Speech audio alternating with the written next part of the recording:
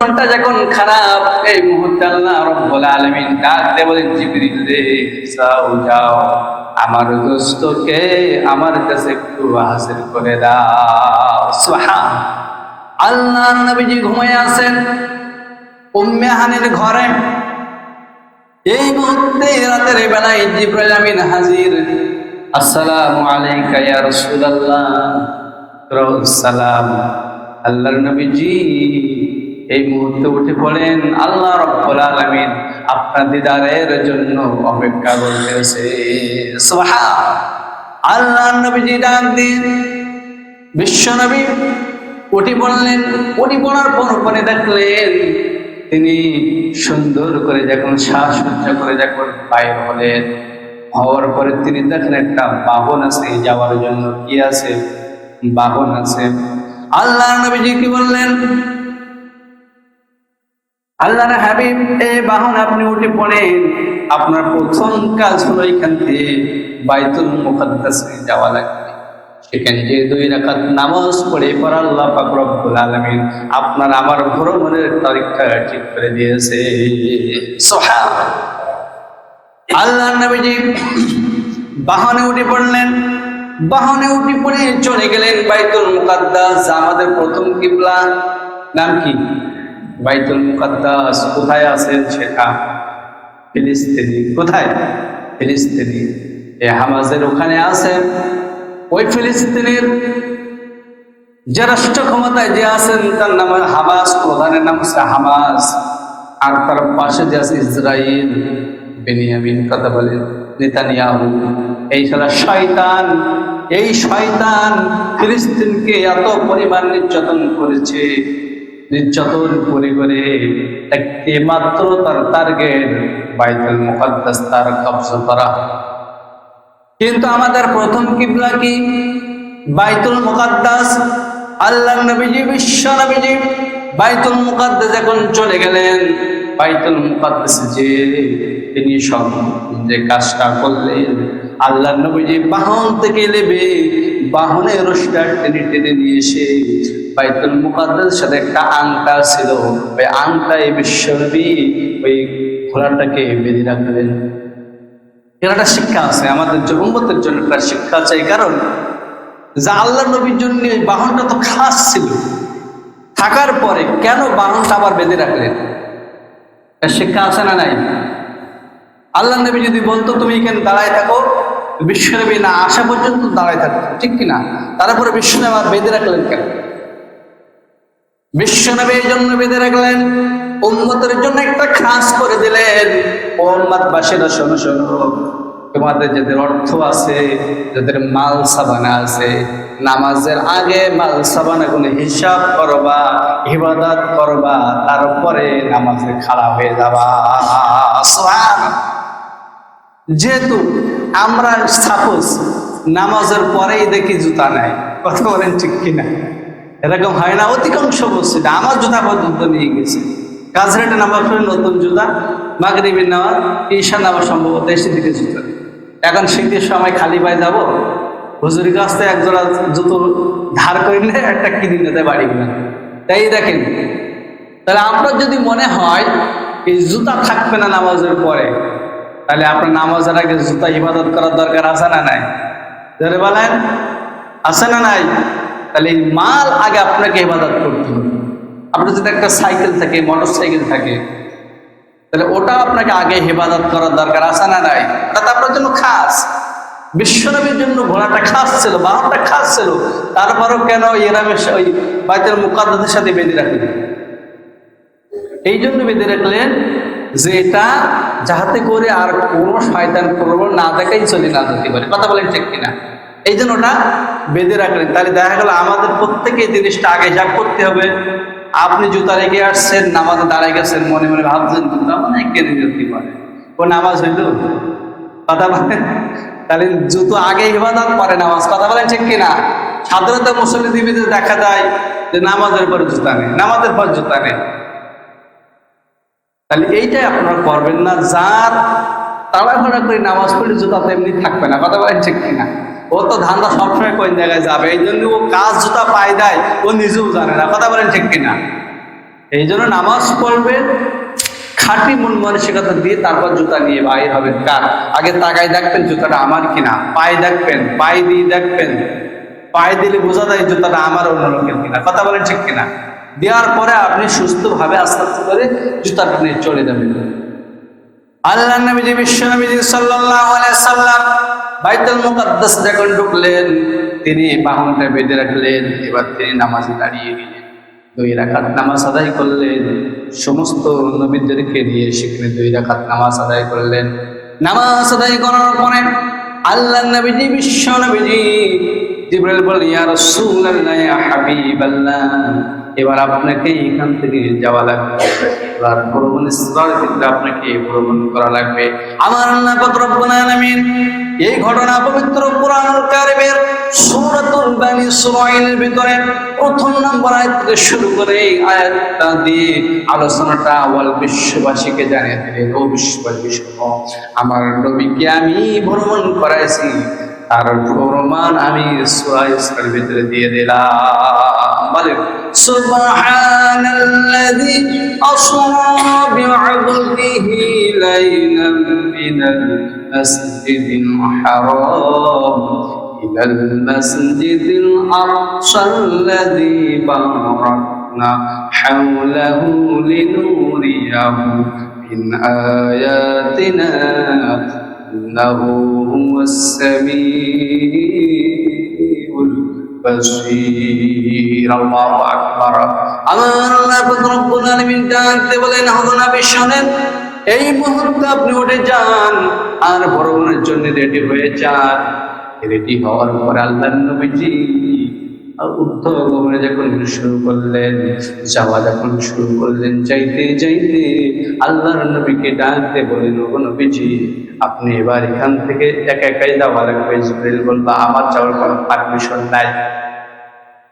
নবীজি, আমার যাওয়ার কোনো পারমিশন নাই, এরপর থেকে আপনাকে একা একা পথ চলা লাগবে। প্রতিটা মানুষের জীবনে একা একা পথ চলার দরকার আছে না নাই? জোরে বলেন। প্রতিটা মানুষের পথ চলা লাগবে একা একা, কেউ আপনাকে সঙ্গ দেবে না। দুনিয়াতে যদিও সঙ্গ দেয়, কবরের ভিতরে কিন্তু সঙ্গ দেবে না। আপনার প্রতিটা কথা কাজের আপনাকে প্রশ্নের জবাব আপনাকেই দেওয়া লাগবে। কথা বলেন ঠিক কিনা? আল্লাহর নবীজি বিশ্ব নবীজি প্রথম আসমানে যখন নক করলেন, নক করার পর মানে দরজা খুলে দাও, আসসালামু আলাইকুম এ বলে যখন সালাম দিল, প্রথম আসমানে যে দেখা হলো কার সাথে? আদম আলাইহিস সালামের সাথে। এতগুলো মানুষ আছেন, তো জোরে বলেন না। প্রথম আসমানে কে ছিলেন? জোরে বলেন। আমি আরেকদিন ধরবেন। প্রথম আসমানে কে ছিলেন? জোরে বলেন।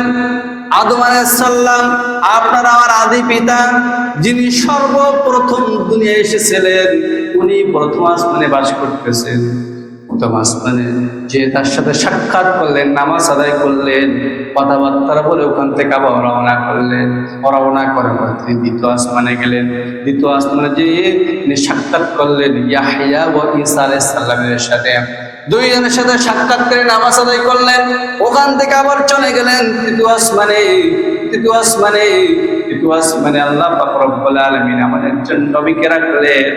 গোটা বিশ্বের ভিতরে তার নাম প্রতিটা মানুষের হৃদয়ে গাঁথা আছে। কথা বলেন ঠিক কিনা? তার নাম কি? তৃতীয় আসমানে আমার একজন ব্যক্তি ছিলেন, দুনিয়ার ভিতরে সবচেয়ে সুন্দর মানুষ ছিল। সুন্দরী ছিল কে? সুন্দর কে? এই তাই না, ঈসা আলাইহিস সালামের সাথে দেখা করলেন। তিনি আছেন কোথায়?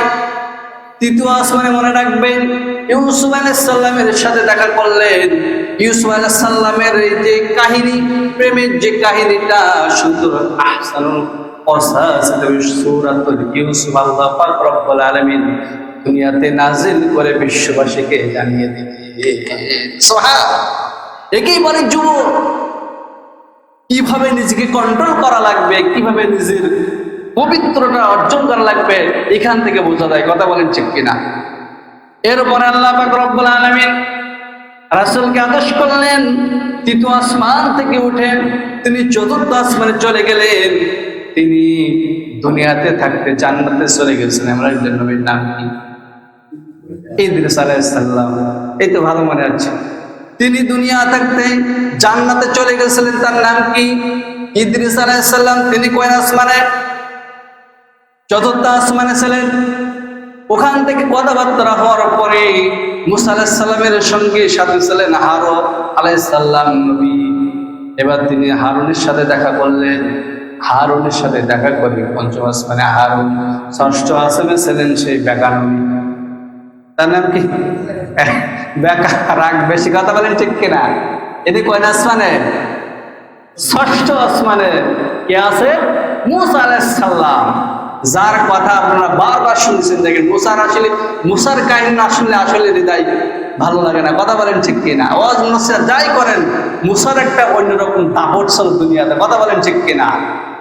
আল্লাহ পাক রব্বুল আলামিন মুসার সাথে দেখা করালেন। মুসার সাথে দেখা করানোর পরে মুসা একটু বেশি বেশি করে কিন্তু কথা বলে, প্রশ্ন করে। আল্লাহর সাথে যখনই কথা বলতেন বেশি বেশি করে কথা বলতেন, বেশি বেশি করে প্রশ্ন করতেন। কথা বলেন ঠিক কিনা? কিন্তু সময় তো শেষ। সময় দেবেন আর টুকান নাকি? যদি দেন তাহলে যাবো, না হলে আখেরে যাবা। যেটা আপনারা আবার তো অভিযোগ করেন যে সময় শেষ হয়ে যায়, যেটা আপনারা আসেন দেরি করি, শীতের সময় তো এই জন্য, তাই না? মজার কাহিনী সামনে কি আছে? মজার কাহিনী। তাহলে নেন আরেকটু কান দিই 2-5 মিনিট, যেহেতু 20 হয়েছে, আর 5 মিনিট চাই ইনশাল্লাহ। ঠিক আছে? আল্লাহ রাব্বুল আলামিন এবার মুসা আলাইহিস সালামের সাথে দেখা করার পরে ওখানে নামাজ আদায় করলেন। নামাজ আদায় করার পরে মুসা আলাইহিস সালামের কাছ থেকে বিদায় নিয়ে এবার সপ্তম আসমানে চলে গেলেন।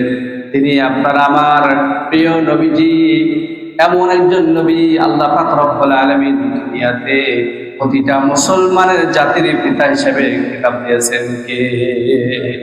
মিল্লাতা আবিকুম ইব্রাহিম ওয়া সাম্মাকুমুল মুসলিমিন। আল্লাহু আকবার। নাম কি? ইব্রাহিম আলাইহিস সালাম। এবার সপ্তম আসমানে কে আছেন? ইব্রাহিম আলাইহিস সালাম আছেন। সেখানে গিয়ে কথাবার্তা বললেন। এই ইব্রাহিম আলাইহিস সালামের একটা বৈশিষ্ট্য এমন ছিল, তিনি দুনিয়াতে মেহমান ছাড়া ভাত খেতেন না, খানা খেতেন না। কি সুন্দর! তিনি মেহমান আসতেন, তারপরে একসাথে বসে খানা খাইতেন। তাহলে মেহমানদারি করা কি? সুন্নাহ। কি? সুন্নাহ। ইব্রাহিম আলাইহিস সালামের আদর্শ এইটাই আমাদের জন্য রাসূলের আদর্শ। সুবহান। এই জন্য ইব্রাহিম আলাইহিস সালাম সপ্তম আসমানে বাস করতেছেন। আরেকটা তথ্য আপনাদের কাছে দিই, আমাদের যাদের ছোট্ট ছোট্ট বাচ্চা মারা যায়, যায় কি যায় না? অনেকের পিতা মাতার ছোট্ট ছোট্ট বাচ্চা মারা যায়, 2 দিন থাকে, 5 দিন থাকে, 10 দিন থাকে, 1 বছর, 2 বছর, 5 বছর পর্যন্ত থাকে। এই ছোট্ট ছোট্ট বাচ্চাগুলো কার ইবাদতে থাকে জানেন? সপ্তম আসমানে ইব্রাহিম আলাইহিস সালামের ইবাদতে থাকে। বলেন সুবহান। সেখানে কি করে জানেন? ওই বাচ্চা, আপনার মন মানসিকতা কি ছিল? বাচ্চাকে হাফেজ বানাবেন, বাচ্চাকে আলেম বানাবেন, বাচ্চাকে মাওলানা বলেন, ভালো শিক্ষিত বানাবেন। আপনার মনের ইচ্ছা অনুযায়ী ইব্রাহিম আলাইহিস সালাম ওই বাচ্চাকে সুন্দরভাবে দ্বীনি শিক্ষা দিতে থাকে। বলেন সুবহানাল্লাহ। যারা বলবেন না সুবহানাল্লাহ? একদিন ওই বাচ্চা আপনাকে সুপারিশ করবে। সুবহান। আল্লাহ পাক রব্বুল সমস্ত ছোট্ট ছোট্ট বাচ্চাদেরকে আল্লাহ পাক ইব্রাহিম আলাইহিস সালামের কাছে রেখে দেন দ্বীন শিক্ষা করার জন্য। সুবহানাল্লাহ। আরে কষ্ট পাবেন যাদের বাচ্চা মারা গেছে। যে দুনিয়া বেঁচে তার চাইতেও ভাগ্যবান না? আপনার জন্য ভাগ্যবান যে দুনিয়া বেঁচে আছে, ও না জানি কত পাপ করতেছে। কথা বলেন ঠিক কিনা? কত অন্যায় করতেছে, ওর দ্বারা আমি জাহান্নামে যেতে পারি। কিন্তু আমাদের ছোট্ট বাচ্চাটা মারা গেছে, ও ঠিকই আমার জন্য সেখানে ইলম অর্জন করে আমার জন্য শাফায়াত করবে। কথা বলেন ঠিক কিনা? এই জন্য আমাদের নিয়তে থাকতে হবে সঠিক এবং সঠিক নিয়ত। ইন্নামাল আমালু বিন্নিয়াত। এবার বিশ্বনবী সাল্লাল্লাহু আলাইহি ওয়াসাল্লাম আল্লাহর সাথে সাক্ষাতে গেলেন। জিবরিল বললেন, ওগো হাবিব, এর উপরে আমার যাওয়ার কোনো স্কোপ নাই, আমার কোনো পারমিশন নাই। এবার আপনাকে একা সিদরাতুল মুনতাহার দিকে যাওয়া লাগবে। রফরফ রকম বাহনের ভেতরে উঠে তাকে যাওয়া লাগবে।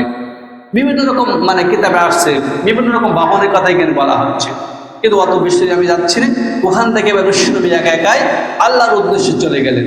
আল্লাহর উদ্দেশ্যে যেয়ে ওখানে আমার নবীজি বিশ্বনবী সাল্লাল্লাহু আলাইহি সাল্লাম কে ওখানে সুন্দরভাবে একটা জিনিস দিয়ে দিলেন, যা আমরা প্রতিনিয়ত সেটা পড়ি। সেটা কি? আমরা প্রতিনিয়ত পড়ি। সেটা কি? মেরাজ থেকে কি নিয়ে আসলেন? নামাজ। আল্লাহু আকবার। মনে থাকে না? নামাজ নিয়ে আসলেন। কয়েকট নামাজ? 50 ওয়াক্ত নামাজ নিয়ে আসলেন। বিশ্বনবী তো মহা খুশি। বিশ্বনবী কি? মহা খুশি। আরেকটা জিনিস, আমরা তাশাহুদ পড়ি না? তাশাহুদ, এটা আমার বিশ্বনবী নিয়ে গেলেন, আল্লাহর কাছে নিয়ে গেলেন তাশাহুদ। আল্লাহ খুশি হয়ে 5 ওয়াক্ত নামাজ আমাদের জন্য ফরজ করে দিলেন। সুবহানাল্লাহ। তাশাহুদ প্রত্যেককে জানা লাগবে, কথা বলেন ঠিক কিনা? যেটা আমরা বলি আত-তাহিয়াতু লিল্লাহি ওয়াস সালাত, তো এটাই পড়বেন। এর সাথে রাসূল এবং আল্লাহর সাথে খুবই একটা সামঞ্জস্যপূর্ণ। এইটা যদি আপনি না পড়েন, আপনার নামাজ হবে? এটা বলা কি ওয়াজিব? ওয়াজিব যদি না হয় নামাজ হবে? এই জন্য এটা শিখবেন, ফাইন করে শিখবেন, ভালো করে শিখবেন। আমরা বলি আত-তাহিয়াতু, আসলে আত-তাহিয়াতু তো কোনো শব্দ নেই। আত-তাহিয়াতু কেন হাই উঠতে আছে? আত-তাহিয়াতু লিল্লাহি ওয়াস সালাওয়াত। সঠিক করে না পড়লে হবে না, শিখতে হবে। এখনো সময় আছে শেখার, কোনো সমস্যা নাই, শিখতে হবে। যা হোক, আল্লাহ সুবহানাহু ওয়া তাআলা তাকে খুশি হয়ে কয়েকত নামাজ দিলেন, 50 ওয়াক্ত নামাজ দিলেন। আল্লাহ নবী খুশি হয়ে দুনিয়া আসছে। সফরে আসতে আসতে প্রথম ইব্রাহিমের সাথে দেখা হলো। ইব্রাহিম কিছুই বললো না। এবার আসলে কার কাছে? মুসার কাছে।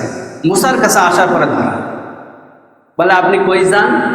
তা চলে যাচ্ছে। কি দিলেন আপনি? আল্লাহ খুশি আপনাকে? আমাকে 50 ওয়াক্ত নামাজ